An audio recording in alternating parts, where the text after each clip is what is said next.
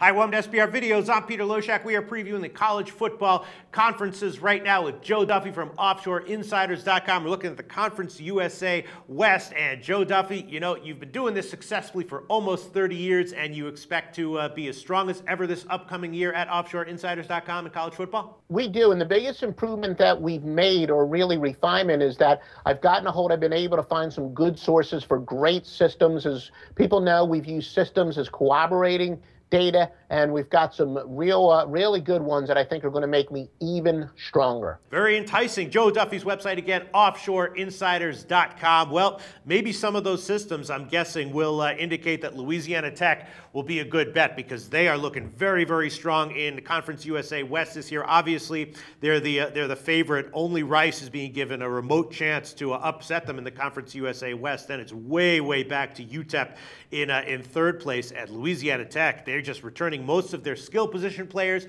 Question mark is at quarterback, but Jeff Driskel, former #1 rated pro-style quarterback, according to Rivals in 2011, transfer from Florida, is coming in from his final season of eligibility, so he could dominate. And if he does, Louisiana Tech's going to have an offense that's absolutely unstoppable. And even defensively, they were awesome last year. A lot of their big production on defense returns as well. Louisiana Tech might cover their first 9 or 10 games. What do you think, Joe? I would agree with you. Look, I remember Jeff Driskel very well at Florida, and he started out like wildfire, like he was going to be the next thing. He is a true athlete. His problem there, and I can somewhat understand why Muschamp stuck with him maybe a little bit too long, because he showed those flashes, but he made so many ridiculously stupid decisions. But I think what he had problems were with the speed of the game, where he made bad decisions. Now that he's not playing against SEC defenses, I don't think he's got to really worry about that speed of the game. He can hopefully make better decisions. I also believe the old 90% of the game's half mental. The fact that he's getting a new beginning against lesser competition, I do think he could be the real deal, because really, like I said, he does clearly have the athleticism. He can run the ball pretty well. And it kind of gets back to what we're saying about Western Kentucky and Marshall in the East. Louisiana Tech, they may not be realistic about it, but they're a team that thinks that if they can run the table, they could be that fly in the ointment. They're going to be in statement mode, and that's why college football is the only sport where big favorites are often a very good play. So I do think Louisiana Tech has all the motivation in the world to crush teams, and they've got the ability. And truthfully, I think that Driskel could emerge as a dark horse Heisman candidate. And there's another reason why they might want to run up the score as well. Okay, and then another possible bet from the Conference USA West that I'm thinking about is unders with UTEP, right? Now, UTEP offensively, they're very run heavy, right? That's the scheme that they like to try to win with, whether it's successful or not. They have 4 returning offensive linemen, so obviously they're going to rely on that. Passing game is a big question, and they just don't have much at all in the passing game whatsoever. And on defense, UTEP was a terrible defensive team for most of the past decade, but then last year they started to improve. They built, whatever success they had. They actually did have a winning record last year, despite having very little in the passing game, and I'm thinking they try to replicate that again, and with a lot of running and a decent defense, I'm thinking we see unders with UTEP. Do you agree with that, Joe Duffy? Yes, they have a brand new group of wide receivers. They have no proven person who can throw them the ball. They play that unique 4-2-5 defense, which is tougher to prepare against. And of their front 6, they play a front 6 rather than a front 7. They've got 5 starters back, and even have some experienced backups that are back. Also, same thing, even they got to replace some defensive backs, but they did have some guys that got some playing time. So they are the perfect ball control and low-scoring team. And as you said, they do have talent back on the offensive line, and Aaron Jones is the one proven skill position player. He a running back. He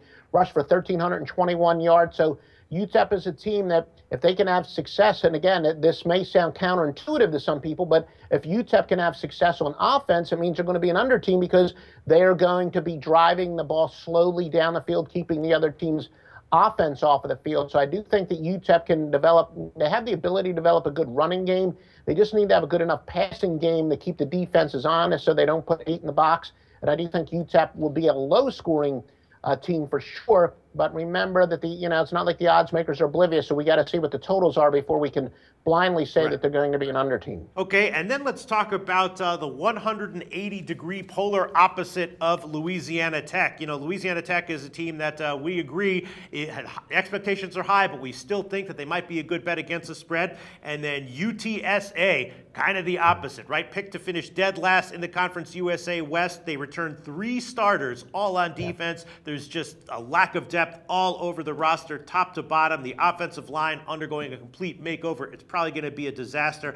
I'm thinking UTSA might be a team with very low expectations that still might get blown out and might be a good bet against despite the low expectations. What do you think about that? Because, when they go up against teams like North Texas and Rice, teams that aren't used to blowing teams out, suddenly they have a huge advantage in terms of talent. They'll go for a blowout for the first time in their season, and I'm thinking we fade UTSA. What do you think about that? Well, here's a word of caution for that. Keep in mind, you're correct. They were a huge disappointment last year, but then again, teams that were huge disappointments the year before often can come back and sneak up on you the next year. And especially in the case of UTSA, you're right. They're replacing they're replacing every starter on offense and all but 3 on defense. But they were also ravaged by injuries last year. That's part of the reason that they were disappointment. So because they're going to be a big underdog in quite a few games, if they can just have a little more luck than they did last year as far as health is concerned, I think they could at least sneak up on teams. But I also think there'll be a box of chocolate teams. So the situation where I'd be very tempted to bet on UTSA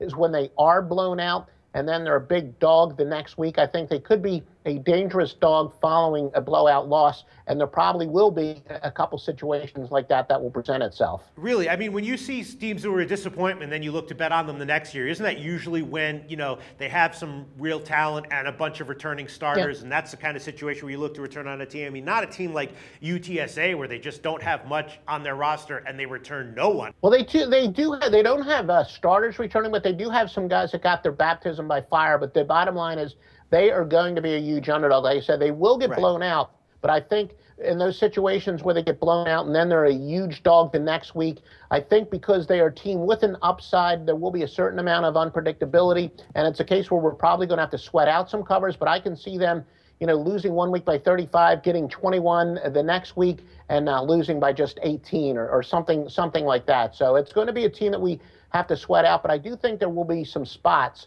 where they might actually be a good bet. Okay, and then before we sum up, is there anything notable that you think is worth discussing about Southern Miss, North Texas, or Rice?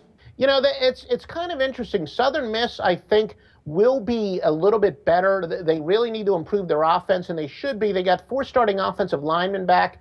They have a bunch of running backs that were all, last year kind of backup quality, but they're somewhat complementary where they got a little bit of speed. They have a little bit of smash mouth, and I think with each guy getting another year under their belt, I do think that the running game is going to be slightly better. And a big thing to watch is there has been a lot of speculation that in order to compensate for their lack of firepower, they may use a more of a hurry-up offense. And if they do use a hurry-up, again, that gets back to my golden rule that teams, it's more about pace. And if Southern Miss plays more up-tempo this year, which I think there's a very good possibility they might be a very good over team. So let's sum up the Conference USA West. I have 3 basic leans that I'm going to be looking for, although some others I'm sure will develop as after week 1 or week 2.